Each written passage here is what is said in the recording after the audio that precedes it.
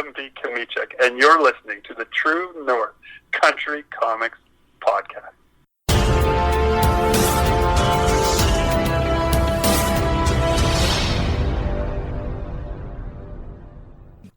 Welcome to a special edition of the True North Country Comics Podcast, dedicated to promote Canadian comic book creators and supporters. I'm John Swinimer. If you have a comment, criticism, or question, you can contact me at john@truenorthcountrycomics.com. These podcasts are dedicated to the exhibitors who would have participated at the Edmonton Expo 2020. Edmonton Expo is an annual convention that celebrates the fun of pop culture, including comic book artists, writers, and creators from Canada and the United States. On this episode, I chat with GMB Chomichuk. The podcast is available on Apple Podcasts and Google Podcasts. GMB Chomichuk is an award-winning writer and illustrator whose work has appeared in film, television, theater, books, comics, and graphic novels. His work in words and pictures ranges from the heartwarming to the blood-curdling, with the forthcoming graphic novels and books The Automatic Age, Arena City, The Eye Collector, Good Boys, and Dragon Nanny. He's a host of Super Pulp Science, a podcast about how genre gets made. His most recent full-length graphic novel, Apocrypha, The Legend of Baby Metal, was featured in The Hollywood Reporter, The Nerdist, and Billboard magazine. So, without further ado, here's my chat with GMB Chomichuk. So, GMB Chomichuk, thank you very much for taking time to chat with me. Well, thanks for having me, John. What I normally do to start the interview is ask the creator about their first comic book. So I'm wondering if you remember, what was the first comic book that you read? I can remember, I don't know if it's fair to say it's the first comic I'd ever read, but the first one that I remember reading, the one that really gripped my emotions, my heart, was a story. For context here, I would go with my dad to this barber that he'd been going to for 30 years, which was Tony's Barber Shop in Winnipeg. And he had been going there for 30 years to get his beard trimmed. And when I was maybe 9 or 10, I went with him to Tony's Barber Shop. And in those days of the newsstand market, comics would have their covers torn off. Oh, yeah. And sent back to the distributor so that you could get your refund. Right. And so what would happen in neighborhoods is that you get these stacks of coverless comics that would collect up around, any place that had a newsstand, really. And, the more generous retailers would usually donate them to, say, children's hospitals, or they'd end up in hospital waiting rooms, or in this particular instance, a big stack of comics that my first experience with comics is the stack of stories with no covers and no context whatsoever. What they all seem to have in common, and a careful reader will know which run this is probably right away, but what they all seem to have in common was, despite the fact that there were different characters in every one of these things that had no covers and no way for me to tell what it was, there were these weird shape-shifting aliens seemed to be in every book in that stack, attacking people with these long tongues, and the tongue would stick into the person, they'd turn to dust, and then the alien would turn into them. And these were the dire wraiths. Oh. And my very first experience with comics is reading what, now I know was a Marvel Cross continuity event, sort of, where the dire wraiths invaded. They left the ROM comic series where they had started and did this cross-continuity event where they were invading all these other Marvel books. But I had no idea that was even a thing or a concept. My first comic I ever read was a Chris Claremont X-Men. Wow. Storm had no powers. I didn't even know that she was supposed to have powers. It was just this badass woman of color with a mohawk fighting shape-shifting aliens in the rain with a switchblade. Wow. And 10-year-old me was like, I'm pretty sure I'm not supposed to be reading this. Like, there's no way that this is what, if my dad knew I was reading this right now while he's getting his beard trimmed, I'd probably get in trouble. And I made a habit then of sort of insisting that every time he went to get his beard trimmed, I would go with him. Ah, very good. Because to me, this was also the only place I knew to get comics on the regular, to read them. Sure. And so I would go with my dad every once in a while. The thing about beards is if you keep it trimmed regular, you go pretty often. So that was my first comic experience, was going and just hanging out at the barbershop while my dad got his beard trimmed, reading comics, and realizing that there was more to it. Like, they should have covers. Right. And I remember this sort of stretching moment where we were at a gas station somewhere, and I saw a rack of comics that were intact for the first time ever. And I think the first intact comic I ever recognized as an actual comic book was like probably a Thor. Mm-hmm. And just being like, wait a minute, this is what they're supposed to be like. Right. They have titles. That's how you know what they are. Like, it was this really, it might really be illustrating that I wasn't that bright as a 10-year-old, maybe, is what that's illustrating to your listeners. But for me, it was just sort of this discovery of a world that I got a little bit at a time without context, and just completely fell in love with this idea of words and pictures that you had to decode. And the armchair psychologist in me is pretty sure that is why most of the books I work on are a little bit nonlinear, a little bit hard to decode. Like, your first issue of any series I've ever worked on, you might be scratching your head and being like, how the heck does this all fit together? I really do feel like it's because that's just like boiled into my DNA, that you should work for meaning in comics a little bit. Sure. No, that's great. That's great. Chris Claremont and the X-Men and Thor are great inspirations, but I'm wondering who or what inspires you to create your art today? I draw inspiration from all kinds of things. I try to draw as much inspiration for what I'm working on from outside of comics than from inside of comics at all. Like, I really like following, for example, like developments in artificial intelligence, developments in robotics, like nonfiction sources are a real inspiration for me. If I look around, I happen to be in my library right now, so, it's like 20,000 Years of Fashion on one shelf, and The Art of Heraldry on another, and H.R. Giger's Necronomicon on a different shelf, Wow. So it depends on where my interest is at the time. And as an artist, I really identify with the art of collage, the art of taking things from an existing context and placing them together to make a new context. And so anytime I see something where I'm like, wow, that's really weird, I wonder where it came from, where the idea came from, I tend to chase down the source material of things and then sort of really dig around in where things started, where the beginning of an idea might be. Cool.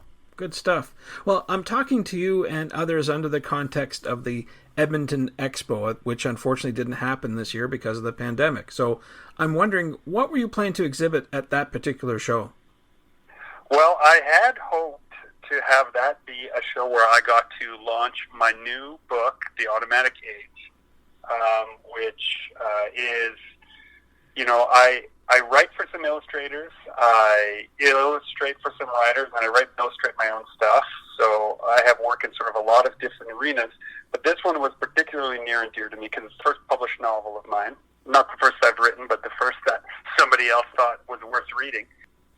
And so The Automatic Age was sort of, for me, going to be this great way of showing off a hybrid project where it's the majority prose, but I also convinced the publisher to allow me to put in a robust amount of illustrations into the book. And anyone familiar with sort of novels that have pictures in them, the spot illustration is usually just there to sort of illustrate a thing you already read in the book, right? It's a description of a character, now you see the character. I convinced the publisher that what we would do is we would include illustrations that were not referencing a specific thing you've already read about, but that page of illustration was the next page of the story. So you'd have to decode. You couldn't skim past the pictures. You'd have to decode some of the information specifically within the illustration of that page. And I made some of those illustrations from the point of view of the main characters, so it's not just a description, but a literal, picture is 1,000 words. This is what they're actually seeing in that moment. And then when you turn and read the next paragraph, presupposes that you have decoded that information from that picture. So it's been a little bit of an experimental book, and I'm very proud of it. It's a book about a automated apocalypse. It's set in a future that never happened. Imagine sort of the world of the Jetsons, where everything is done for you. You know, the sidewalks walk you, the kitchen makes your own food, the cars will take you where you want to go, and then one day all of those appliances decide that they really don't need people around, and a group of androids called the Autobots systematically move house to house, violently removing every person on Earth. And the story takes place after that's already happened. And there's a small group of survivors, and what they all have in common is that they have automatic prosthetic limbs. So they were sort of missed in the first purge because they were seen by the other automatics as automatics themselves, and so it's sort of like phase 2 where we're going to get everybody else. And that's where our story takes place, with a father who has a set of prosthetic limbs and him trying to keep his son alive in this world where anytime they turn something on, it alerts an army of robots that they need to be exterminated. Is this book available now for purchase? That's right. It's available wherever fine books are sold. You just Google the Automatic Age and you'll find it. That's tremendous. Good stuff. Now, before we started recording, you had mentioned that you had gone to Edmonton Expo in the past. So I'm wondering if you have any favorite moments that you'd like to share with us. You know, Edmonton Expo, we have said, I have a podcast of my own where we talk about sort of how books come together and how projects come together and how we do this as a job, and it's called Super Pulp Science. So we have an episode where we talk about one of our favorite things about Edmonton Expo was the way in which that show in particular, I found that the people who were at that show were interested in books they had never heard of. They were not interested necessarily, or they weren't focusing on just, you know, intellectual property IP that was, you know, Star Wars famous. They were really interested, careful readers that, you know, so many times in a row I heard like, oh, I've never heard of this. I'm going to give this a try. And like, as a person who is making books, you know, that are a little bit personal, a little bit weird, a little bit, you know, left of center, it was such a warm welcome for us. And ever since then, you know, we've made it a staple of our book touring, which we do every year. Cool. Good stuff. Now, just to change gears slightly here, I wonder if you could talk about your creative process. How do you go from your initial thought to the finished page? It depends a lot on whether it is, you know, as I mentioned, I write for some illustrators and I illustrate for some writers. So it really depends on the scope of the project. But the simplest, most humblest beginnings always land in my sketchbook. I carry a sketchbook, a little notebook with me everywhere I go. I go through one every 3 weeks or so, and I have a obscene stack of them in the studio as a result. But when I have an idea, I write it down. Whether it's a good idea or a bad idea, I don't differentiate. I just put it in the sketchbook, and if an image comes to mind, I doodle that image also along with it. And sometimes those forgotten ideas are what I come back to. What I tend to do is when I get a fresh sketchbook, I go through the previous one, and I look for the idea in the sketchbook that I'm not quite ready yet to let go. And then I copy those pages into the new sketchbook and carry that forward. And it becomes, in a way, over the course of 12 months or a year, it becomes a Darwinian cutthroat evolution of ideas. The ones that just won't die become stories by the time they've gone through 2 or 3 sketchbooks, and the ones that are just are worth of any interest to me sort of fall by the wayside, and they go into destination oblivion where other ideas go to die. But it's always a couple of words, a phrase, a snippet of conversation, plus an image that I've drawn that sort of coalesces into a project. Okay. Now, I presume that you're more of a traditional artist rather than digital?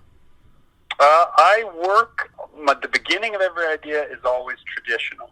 But in order to keep up with the needs of a professional, fast-paced publishing world, you almost have to be digital. And so all of my finishes are digital these days. There was a time when that wasn't true, but it's just not really viable, I think. Like, the best advice I can give somebody who's listening to this, like, how should I start or what should I do? Learn some digital tools. Okay. If you have traditional tools that you're good and fast with, great. But figure out how to do clean scans. Figure out how to tidy it up digitally. Figure out how to format that so that it can be sent as a PDF easily and read quickly. Because the way that you get into comics is on the strength of your work. The way that you stay in comics is on your ability to meet deadlines on a regular basis.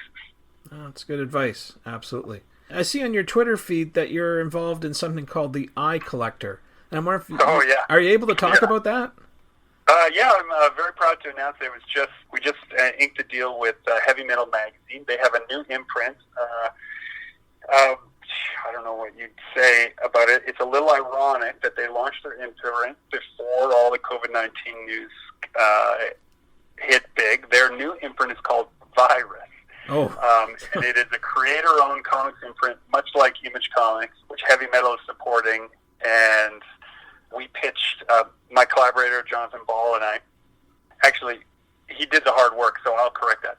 Dr. Jonathan Ball and I have been playing around with this story for a good long while about a dream parasite called the Eye Collector, and what parents would trade of their own children to a being that could grant their wishes. And it's a very dark, very creepy horror story that we've been working on. One that, fits perfectly at Heavy Metal, and we're really proud that that's the place that it landed.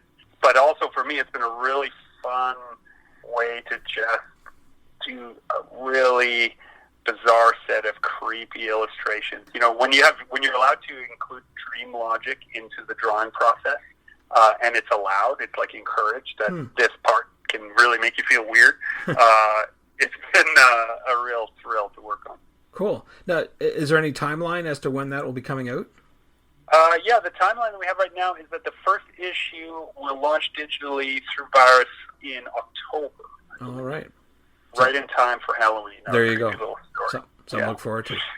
Cool. And then on the flip side, I tend to work either on stuff that's blood-curdling or heartwarming in equal measures. So on the heartwarming side, I'm collaborating with Justin Curry on a new project called Dragon Nanny, which is the absolute opposite. It's a story for young people about a robot that tends and raises dragons on a desolate planet, and it's just a heartwarming, all-ages tale of adventure and the things worth saving, and it's just, we're so proud of it. Justin has done such an amazing job putting it together, and that launches in September on Kickstarter, so we're trying a different experiment with that book. Cool. So it sounds like you got a lot of projects on the go.